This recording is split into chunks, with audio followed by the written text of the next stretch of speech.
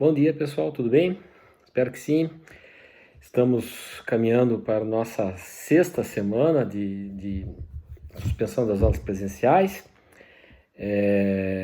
Estou aqui para mais uma videoaula com os senhores, especialmente o pessoal do primeiro semestre A, Teoria Geral do Estado. Hoje nós vamos fazer uma coisa diferente, pessoal. Eu já passei para os senhores diversos exercícios, né? E hoje nós vamos corrigir esses exercícios. Então é importante que os senhores, quando forem assistir a aula, eu vou mandar também esses exercícios corrigidos também para os senhores, tá? Então, além de fazer a correção pela videoaula, eu vou encaminhar o texto com as respectivas respostas dos questionamentos que foram feitos até agora. Então, só lembrando, nós fizemos as duas primeiras atividades, que foram apenas textos, sem exercícios, né? Depois, as três atividades seguintes foram 3 videoaulas, né, com as matérias. Já até adianto para os senhores que nós estamos seguindo o nosso cronograma, nosso programa de ensino está sendo cumprido, como se estivéssemos em uma aula presencial.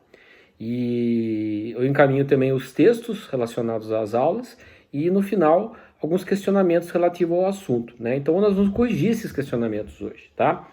Porque senão vocês não têm um feedback se de fato os senhores estão entendendo alguns assuntos. Eu dei uma olhada por cima, como falei, não dá para corrigir todos individualmente, são muitos trabalhos, né? Então, daí porque essa forma de correção coletiva. Nós vamos corrigir conjuntamente, através da videoaula e através dos textos que eu vou encaminhar para os senhores. É bom que os senhores vão se preparando, porque ainda não tivemos um retorno da coordenação a respeito das avaliações, né? Então, eventual avaliação que venha, os questionamentos que serão feitos são exatamente esses que eu estou passando para os senhores. Então, já é um material para os senhores irem estudando, né? Para a gente ver o que vai acontecer daqui para frente, tá bom, pessoal? Então, aí, o que nós sabemos até agora é que pelo menos até dia 10 de maio, as aulas estão suspensas ainda, né? Então, estamos aguardando o retorno, ansiosos como vocês. Vocês podem ter certeza disso, que nós sabemos que esse sistema ele não substitui a aula presencial, mas estamos fazendo o que é possível nesse momento, tá? Por isso pedimos a paciência dos senhores para que esse semestre não seja perdido. Vamos aproveitar esse semestre sim, tá bom, pessoal? Então vamos lá, pessoal, vamos começar as correções. Então, a primeira bateria de exercícios que eu passei diz respeito aos exercícios da atividade 3, atividades remotas 3, tá, pessoal? Vamos lá então, vamos corrigir? Esses exercícios, a primeira vez que os senhores fazem, né? E até porque eu não estava na sala de aula para explicar direitinho como que era. É o seguinte, o que eu queria que vocês fizessem? Eram várias afirmações sobre a matéria, né? Eu queria que os senhores, analisando a afirmação, identificassem se aquela afirmação era verdadeira ou falsa, e não só analisasse se é verdadeiro ou falso, justificasse a sua resposta. Por que é falso, né? O mais importante, mais do que falso ou verdadeiro, é a justificação. Encontrar no texto daquilo que nós passamos, na matéria que nós passamos, a resposta correta, já que você assinalou falso, tá? Então vamos lá. Vamos corrigir, vamos ver se vocês entenderam. A primeira afirmação que eu tenho no exercício 3 é assim: a teoria geral do Estado encontra-se devidamente positivada no nosso ordenamento jurídico. Verdadeiro ou falso, pessoal? Falso. Por quê? Nas nossas primeiras aulas nós falamos sobre isso, na aula presencial ainda, que não existe um código. Quando eu falo positivar, é estar escrito em algum texto.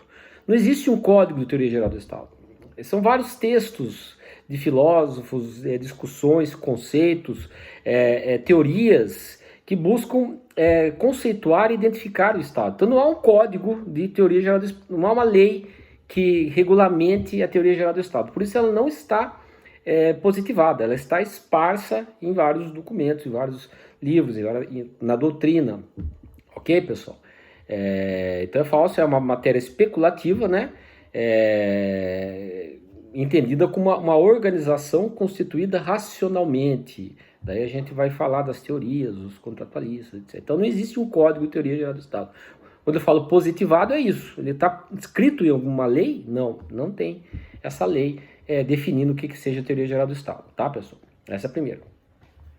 A segunda afirmação que nós temos aí no exercício 3 é: de acordo com Aristóteles, a sociedade pode ser entendida como uma organização social constituída racionalmente. Aí a gente tem que lembrar lá, o Aristóteles, o que ele era? Ele era contratualista ou naturalista? Era naturalista. Então a razão aí não entra para os naturalistas, né? Então essa afirmação, né, da razão constituindo a sociedade, ela é uma afirmação dos contratualistas. E Aristóteles era um naturalista, então é falsa, tá? A terceira afirmação, vamos lá, tem bastante coisa para corrigir. Quero corrigir os cinco exercícios, tá? De acordo com Thomas Hobbes e Santo Tomás de Aquino, naturalistas, o homem é um animal político que vive em multidão. Mais ou menos, professor, porque Santo Tomás de Aquino era naturalista, mas Thomas Hobbes não. Então a gente tem que dizer que é falsa afirmação, porque essa afirmação, na verdade, é de São Tomás de Aquino.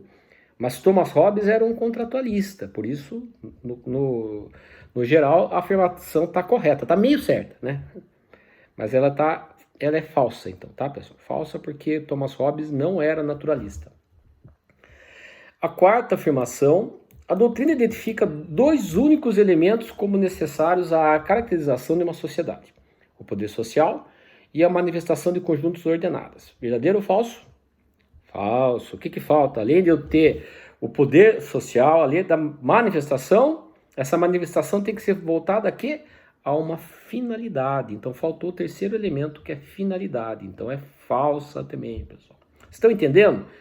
São afirmações que a gente tem que identificar falso ou verdadeiro. Se tem alguma coisa errada, vocês vão colocar falso e vou justificar por que colocaram falso, tá? O quarto, esse é um exercício de fixação, pessoal, tanto que a gente, às vezes ele fica até repetitivo. Eu coloco mais de um exercício igual aqui para vocês fixarem mesmo, tá? A quinta agora, né? Quinta. De acordo com uma das teorias que buscam identificar o momento do surgimento do Estado, relacionam a assinatura do Tratado de Tordesilhas, de 1494, como marco histórico. É esse o marco histórico do surgimento do Estado para uma das teorias? Falso, pessoal. Aquela teoria que é considerada mais científica, né, que diz que o Estado tem data de nascimento, ela considera o Tratado do Westphalen, que é de 1648. Naquela ocasião houve uma divisão dos territórios, né, entre os países da Europa. Então, a partir daquele momento, o elemento território passava a ser integral ao conceito de Estado. Essa seria uma teoria mais científica ao conceituar o Estado e ao identificar o seu surgimento, tá? A sexta questão, a sexta afirmação, diz assim: para os contratualistas, a origem do Estado é familiar ou por atos de força. Não, né, pessoal? Essa é a teoria dos não contratualistas, não tem força, sim razão. Falsa, né? Essa teoria dos naturalistas, né? A origem familiar e atos de força. Falso também. Vamos perceber que a maioria é falsa. Um ou outro vai ser verdadeiro, tá? Sétima, povo, nação e população não apresentam distinção conceitual. Significa, o que ele quer dizer a afirmação? Que é tudo a mesma coisa. E vocês sabem que não, né, pessoal? Então é falso. Nação é o elemento, aliás, são conceitos que não se confundem. Nação tem aquele relacionamento, aquela ligação, né, entre as pessoas por sua língua, cultura, tradições, né? Povo é aquele elemento que identificado o território. E população é um conceito estatístico, que não considera a questão da cidadania, né? Vocês têm todos os conceitos no Caderno dos Senhores. Então, são conceitos que não se confundem. Povo, população e nação, tá, pessoal? Prestem atenção. Oitava, é perfeitamente possível a existência de um Estado sem nação? É a mesma coisa que eu dizer. É perfeitamente possível um Estado sem povo? A nação é um elemento subjetivo. É o povo. Então, como sem povo não tem Estado. Então é falso também, pessoal. Tudo bem? Vocês estão acompanhando? Vamos lá. Importante acompanhar aí a aula e também o texto na mão, o que vocês responderam, vão corrigindo aí, vão vendo, identificando o que vocês erraram. Nona, um Estado pode ser definido como um território, beleza, onde vive o povo, beleza, submetido a um governo, joia, que por sua vez não está submetido a nenhum outro, perfeito. Essa é uma afirmação verdadeira. Esse vocês podem até anotar como um conceito de Estado. Se eu perguntar na prova o que é Estado, pode dar essa resposta. Tá? É um conceito que envolve os próprios elementos do Estado. 10ª afirmação. O território é absolutamente necessário à identificação da nacionalidade dos indivíduos. Verdadeiro ou falso, pessoal? Precisa o indivíduo nascer no território para ele ser identificado em algum estado? Falso, pessoal. Lembre-se, são 2 os critérios utilizados para identificar o indivíduo como nacional de um estado. O critério territorial e o critério sanguíneo. Tanto que eu posso ter uma nacionalidade sem ter nascido no território. O exemplo que a gente dá sempre é a Itália, que adota o critério sanguíneo, que é mesmo aqueles que não nascem na Itália, dependendo da filiação, são italianos. Então o território aí não é um elemento imprescindível ao reconhecimento da nacionalidade, principalmente para os países que adotam o critério ius sanguinis, tá, pessoal? Então aqui é falso.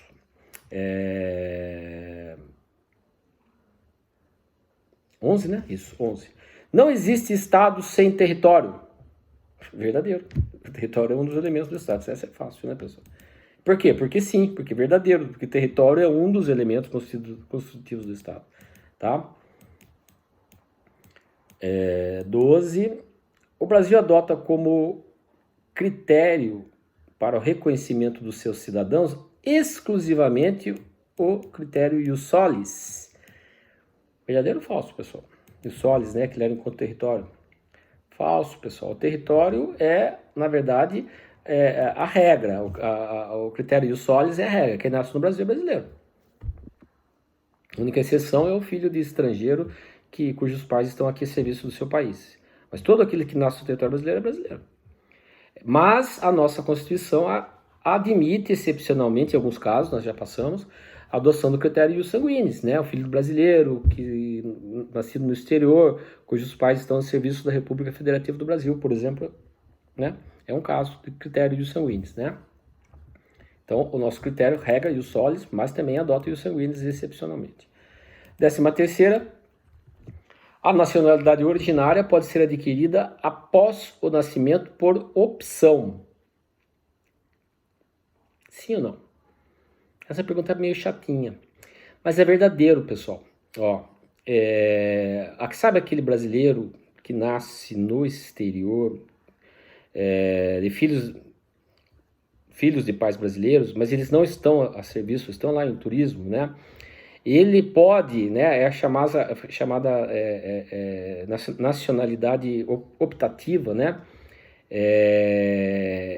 De acordo com o artigo 12, inciso 1, letra A da Constituição, dá uma lida, 12, inciso 1, letra A, permite que, depois de completar 18 anos, ele venha e faça a opção pela nacionalidade brasileira. E essa nacionalidade será originária, tá?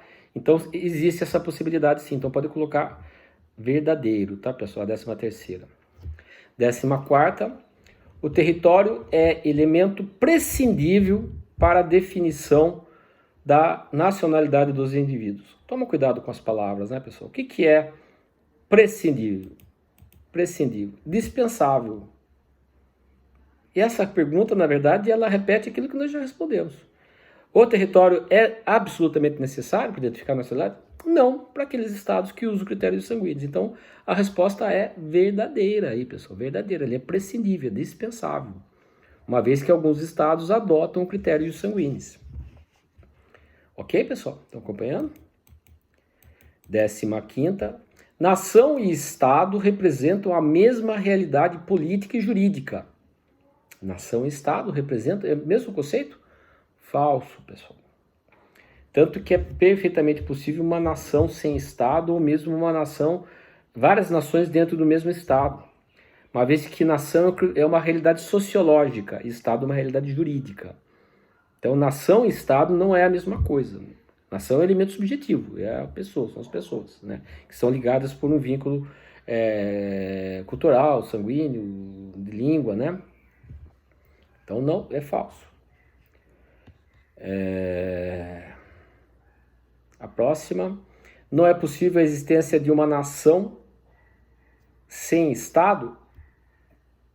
é o complemento da resposta anterior. Falso, pessoal. Acabei de dizer, é possível até mais de uma nação no mesmo estado. É o estado, por exemplo, que a gente dá na Espanha, né? Ou mesmo de uma nação sem estado. Israel foi um exemplo disso durante muito tempo, né? Tá no caderno dos senhores aí, tá? Lembrando que o conceito de nação é sociológico. 17ª, a Constituição adota o critério ius sanguinis como regra para a definição da nacionalidade brasileira?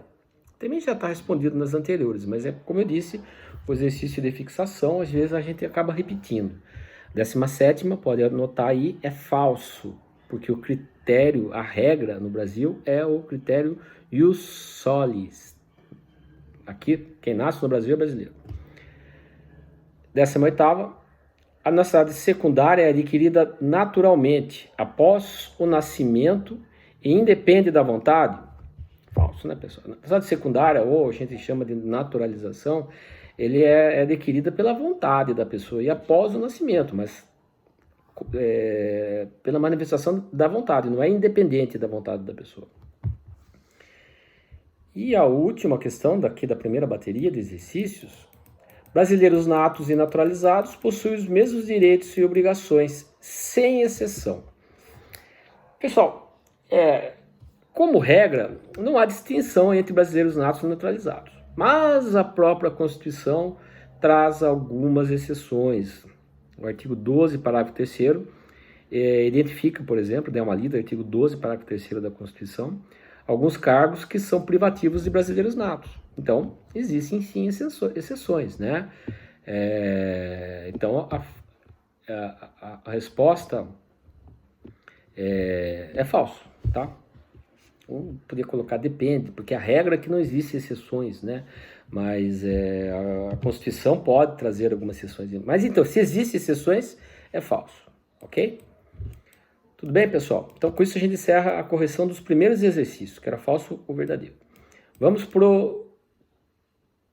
a quarta atividade remota, que eu tinha lá uma bateria de falso ou verdadeiro e tinha também algumas perguntas, né? Vamos a elas, tá? Primeiro, atividade remota 4, pessoal. Continuando ainda no falso ou verdadeiro. Primeira, no Estado Federal, o poder central é exercido em todo o território do Estado, sem limitações impostas por outra fonte do poder. Aqui nós estamos falando sobre as formas de Estado, né, pessoal? Atividade remota 4. E aí, pessoal? Falso ou verdadeiro? Falso, pessoal. Lembre-se, está lá na tarefa que eu passei para o senhor. O Estado Federal, o que caracteriza é exatamente a descentralização do poder. É mais de uma unidade de poder dentro do mesmo território. O exemplo é o nosso país, o Estado brasileiro, em que eu tenho no mesmo território mais de um centro de poder. Se a gente parar para pensar, é o que está acontecendo, a gente está vivenciando agora, nesse momento de pandemia, né, em que fica aquela discussão se tal ou qual assunto é de competência do presidente, do governador, ou do Estado, ou do prefeito. Aí quem dá a resposta é a Constituição, né, ao dividir as competências. Então o Estado Federal ou a Federação caracteriza-se exatamente pela divisão do poder, né, distribuição de competências dentro de um mesmo território. É um modelo de Estado adotado por estados que têm territórios vastos, né? Os Estados Unidos adota essa forma, o Brasil adota essa forma. A outra forma de Estado que nós conhecemos é o Estado unitário, onde eu tenho um único centro de poder. Um único poder executivo, um único poder legislativo e um único poder judiciário. Tá, pessoal? Então é falso. Segunda afirmação. Confederação representa a união de Estados autônomos, porém não soberanos.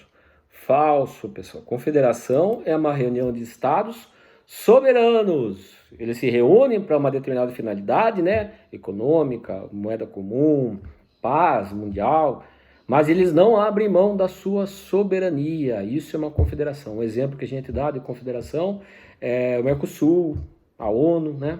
São confederações. 3. No Brasil vivemos em uma democracia direta. Falso, né, pessoal? A chamada democracia direta ou democracia pura, ela é inviável nos dias atuais, né?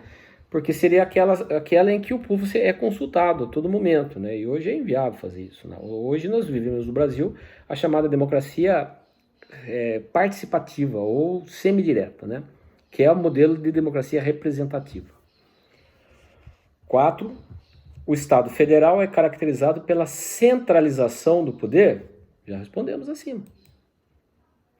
O que caracteriza o Estado Federal é a descentralização do poder, outros órgãos, né? E dando autonomia. Então, são duas palavras que caracterizam o Estado Federal: descentralização e autonomia. Os entes federados, né, possuem autonomia. Tá bom? 5. Mercosul é um exemplo de federação? Não, pessoal. Mercosul, acabei de falar, é um exemplo de confederação, né? Eu até coloquei federação aqui, tá errado, deixa eu até corrigir aqui, senão vai no texto errado para os senhores.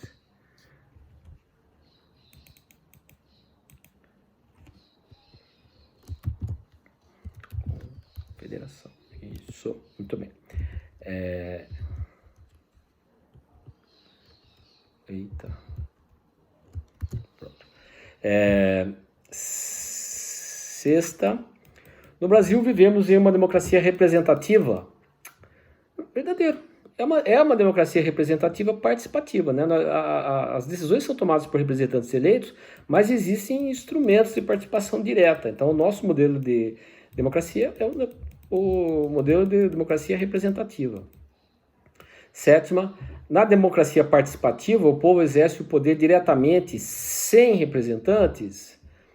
Falso, pessoal. Nas democracias participativas, o nome já está dizendo, a participação do povo, e não ele que exerce diretamente. Isso é democracia direta, né? Ou seja, na participativa são escolhidos representantes, né, para que tomem a maioria das decisões políticas, porém, em alguns momentos, o povo é chamado, é o caso do plebiscito, do referendo, a participar diretamente dessas decisões. O voto mesmo é uma forma de participação. Tá, pessoal? 8.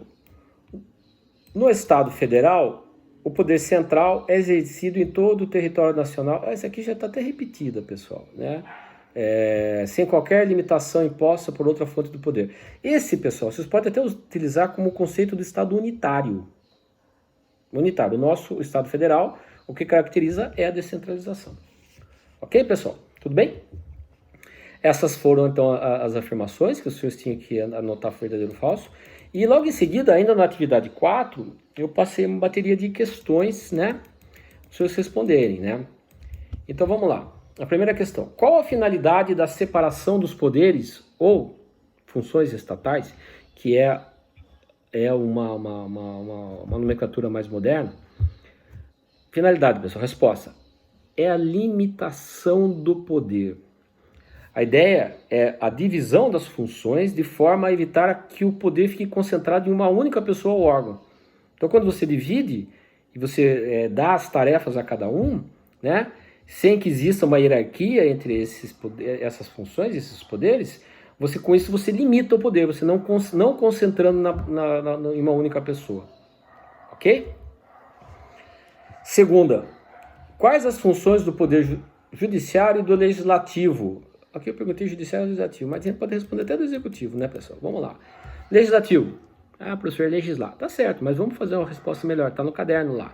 Edição de regras gerais e abstratas, que a gente conhece como leis, bem como a fiscalização dos demais poderes. E o executivo? O executivo pratica os atos administrativos, de gestão política, chefia de governo e chefia de Estado. E o judiciário? Tem a função jurisdicional, jurisdição, dizer o direito no caso concreto, solucionar os conflitos de interesses quando é chamado para tanto. Ok, pessoal? Esses são os conceitos que vocês têm no caderno dos senhores. Fixem bem, tá? Para a nossa prova que vai acontecer, não sei quando, mas vai acontecer, tá? Terceiro, o que significa o sistema check and balances preconizado pelos norte-americanos? É mais ou menos aquela ideia que nós demos da separação dos poderes. Check and balance, numa tradução livre, é sistema de freios e contrapesos. A ideia é de que não deve haver predominância de um poder sobre o outro, e sim uma autonomia e harmonia entre eles, cada um exercendo suas funções e fiscalizando o outro, tá? Check and balances. 4. Quais as principais características do sistema federativo? Nós já falamos, a principal característica é a descentralização do poder dentro do território, mais de uma unidade de poder, né? No caso do Brasil. E sendo esse ente dotado de autonomia, ele não tem soberania, a soberania pertence ao todo,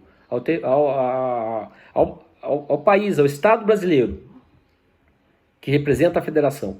Agora, internamente, eles são autônomos, né? Os estados e os municípios são autônomos em relação à União. Tá? Então, as principais características: descentralização e autonomia. A quinta, eu já tenho até ali em cima um conceito, né? Defina Estado federal e o Estado unitário, né? E as suas principais distinções, né?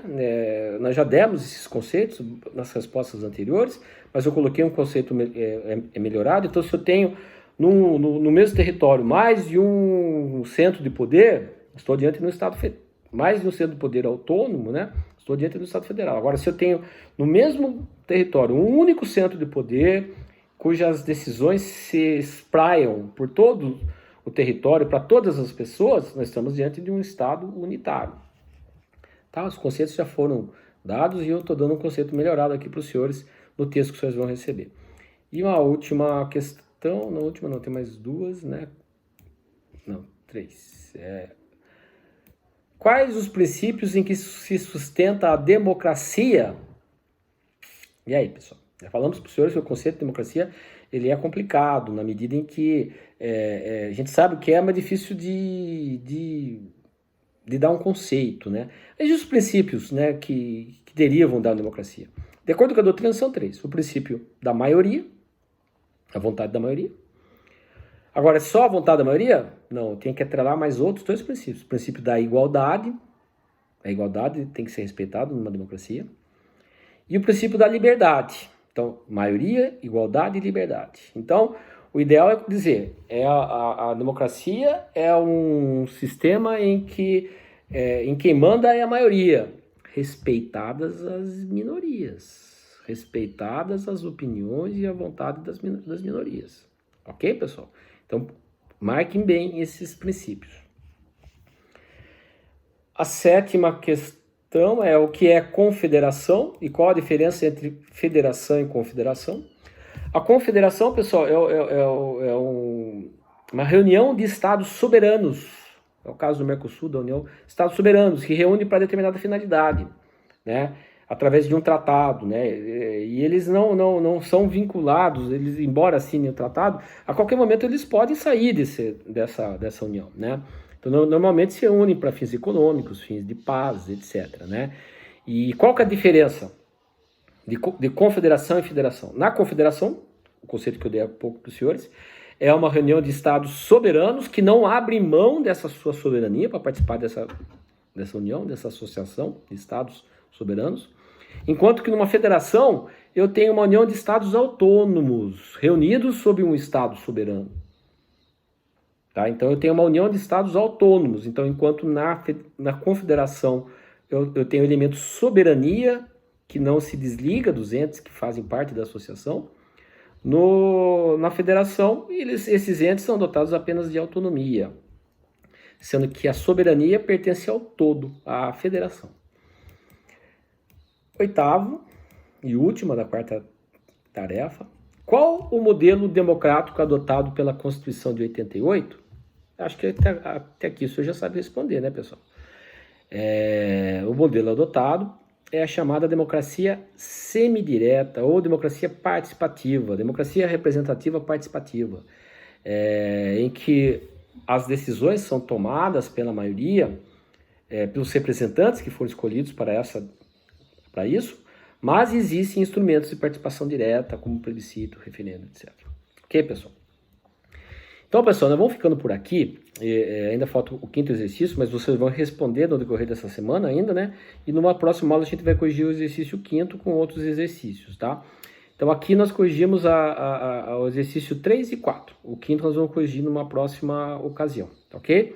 E numa próxima aula nós vamos continuar a nossa matéria, né? Faltam alguns tópicos importantes para a gente falar. A gente encerrou elementos do Estado, né? Agora a gente vai falar Estado e Direito, depois vamos falar de Constituição e Constitucionalismo, ok, pessoal? Pessoal, um abraço para todos e bons estudos.